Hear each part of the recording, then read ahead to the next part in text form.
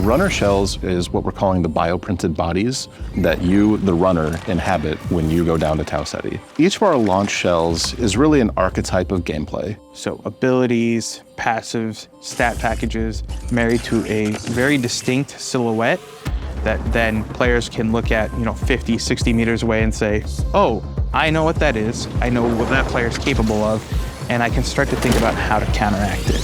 One of the things we really want to do from the buildcrafting side is making sure that we're providing people ingredients instead of giving them a recipe. Figuring out what you want for your build that is unique, and you do that across cores, you do that across implants, you do that across weapon mods. Cores are powerful standalone perks that can be used in combination with each other to shift the gameplay style of your runner kit. We also want to make sure that there are interesting combinations of things that work together, but they have hooks that go out into the other systems, so you can create this like crazy Rube Goldberg machine. Depending on your playstyle, if you're like someone who hangs back and likes to snipe, you're someone who likes close quarters combat and you're going to rush in, you're going to want to cater the items that you're finding differently. The idea there is like, have a broad spectrum that everyone can kind of find a little bit of a home to, and then we're going to build on top of that.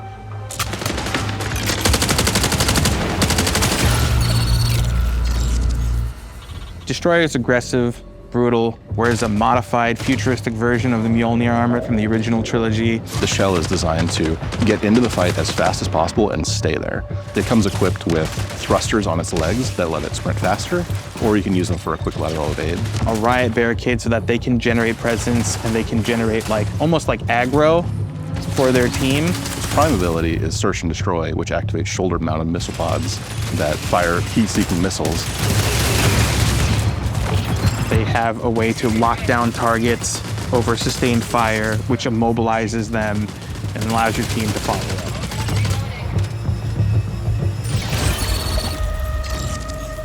Our Assassin Shell is built for players that like to play slow and quiet. It's very much a classic, backline infiltrator. It has a dive ability that can be used to negate fall damage from any height. Their tactical ability is invisibility. You pull this shroud of invis over yourself. You can sprint during it, you can mantle during it, but the faster you move, the more visible you're gonna become, and if you take any actions, heal, shoot, get shot, you'll reveal yourself for a short duration. Their prime ability sends out this disc. It creates this plumes of smoke that you can enter into, and then when combined with their passive shroud, they go invisible when they enter smoke.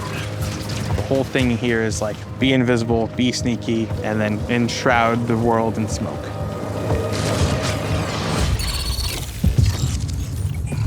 Originally, Recon was called internally Fun Police.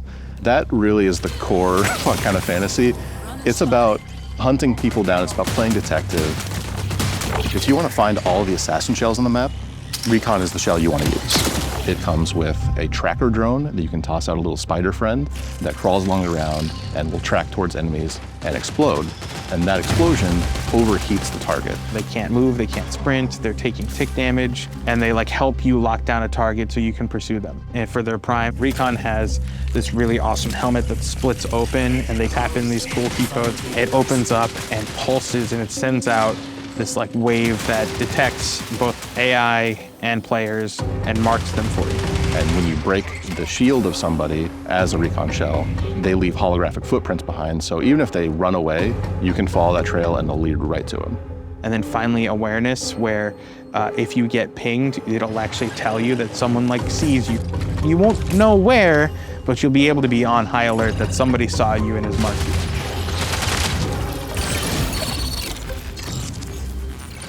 Vandal is our shell that is, just by its very nature, more agile than our other shells. It has microjets that let it do a double jump. It has a power slide that goes much further than our normal sprint slide. Their prime overloads their movement system so they can commit and chain all those actions together. They're about getting in and out, causing chaos.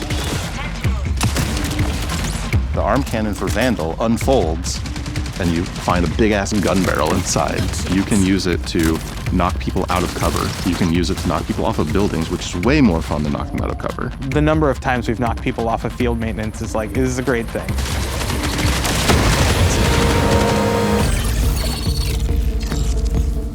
Marathon is a game that is all about finding the best stuff on the map, so we felt like we needed to have a shell that was sort of built for the loot goblin fantasy. That is Thief to a T.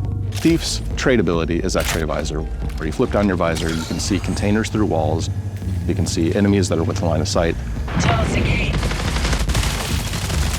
Their prime is a pickpocket drone, where they deploy this like elegant origami mechanicalized butterfly.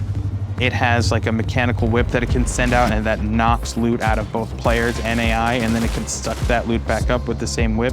Or you can use it for recon. You can fly around, you can ping, those pings are shared to your squad. The Thief shell also has a built-in grappling device that is embedded right in the forearm. You shoot out a dart. Mid-flight, it unfolds into this propeller that pulls you along, and you can swing away to safety. The recharge rate for their grapple and their base handling and stats will go up as you fill the backpack. So the idea is to become a loot goblin, right? Steal as much as you can and get out.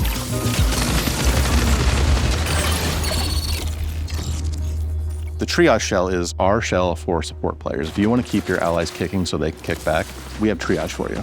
They're equipped with these awesome like capacitive gauntlets where you activate them and then you can overcharge them and send out these tendrils that then like shock you back to life.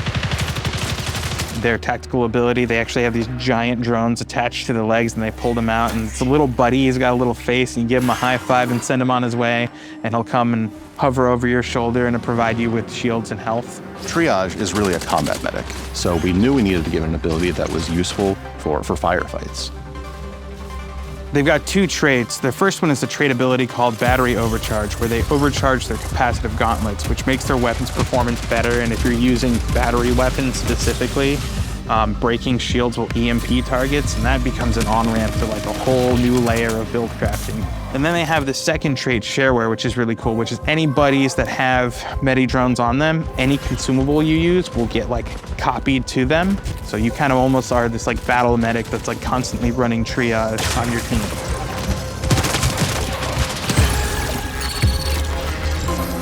Sometimes you just want to take a breather after a bunch of runs and just kind of go on a run to just see what happens. And Rook is really fun for that. Picking Rook automatically opts you into queuing in solo. You're able to enter into a match in progress, and you're given a starting kit. You're not allowed to bring anything in. That's almost to your advantage because you risk nothing, and anything you take out is yours to keep. Instead of focusing on like progression and questing and things of that sort, it's a mode where we make it easy for you to just kind of drop into a match that's in progress and run about and try to scavenge as much as possible and get out with it so that you can populate your vault a little bit more for future runs. Rook has a tactical ability that lets it blend in with UESC forces. So you activate it, a little mask appears over your face, and you are not perceived by the UESC as hostile. This lets you kind of get in, grab a little bit of loot, and then bail. One of the things that I've really enjoyed about Rook is the added tension. Midway through a session, even though you've known like a few crews got taken out, or maybe you've taken out crews yourself, you don't know how many new players get injected through Rook. Ultimately, Rook is a morality test, so you have a couple of options when you see a Rook. Either you're a decent person and you drop them a piece of loot and let them be on their merry way, or you are a monster and you blast them in the face. And I'm not going to say which one I am. I blasted a lot of Rooks.